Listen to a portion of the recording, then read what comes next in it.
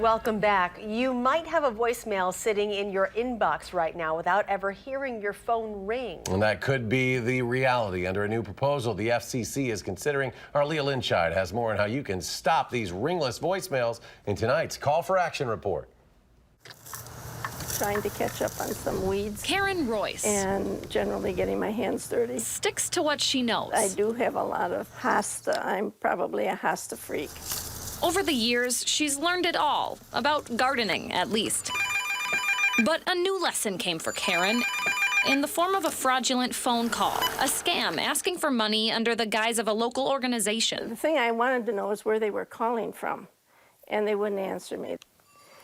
Hello, this is Karen. Because she heard her phone ring, was able to pick it up and poke holes in the ploy on the other line, she didn't fall for it. Yes. That might not be an option, though, under a new policy the FCC is considering. Let me get your take on this. Inside Madison College, marketing professor Steve Knoll is teaching that lesson right now. What they'll do is they'll pre-record a voicemail, and then they will drop it to your phone. He's talking about ringless voicemail, technologies that telemarketers use to send solicitations straight to your voicemail without calling your phone first. Providers are now petitioning the FCC. They want to avoid regulation under the Telephone Consumer Protection Act, which prohibits these kind of calls without consent from the consumer, coming in the form of a ring. They're trying to get this approved under the guise of saying allowing a business to use this technology is a way to use the tool of direct marketing, but not necessarily annoying you by calling you at inappropriate times. There are concerns, though, that your voicemail could be clogged by debt collectors, telemarketers, or maybe even scam calls, leaving messages without your consent. It's kind of a new level of scam awareness that consumers are going to have to move to educate themselves on. Wisconsin's telephone solicitation law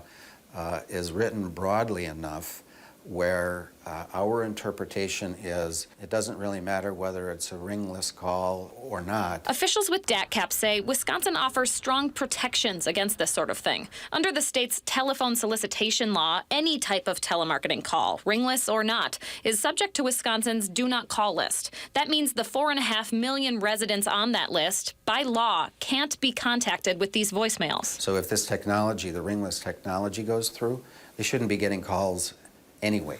Rabbit's got a hold of this one.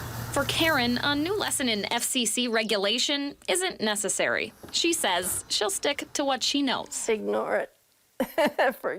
Forget it. If anybody wants to call you, they'll get in touch with you. The FCC just finished up taking public comment on the policy. There's no timeline for when it will decide whether or not to ban these ringless voicemails, but it's important to keep in mind scammers don't care if you're on the do not call list. So if they do get a hold of this technology, it's just another tool in their toolbox to use against you. With this Call for Action report, I'm Leah Lynchide.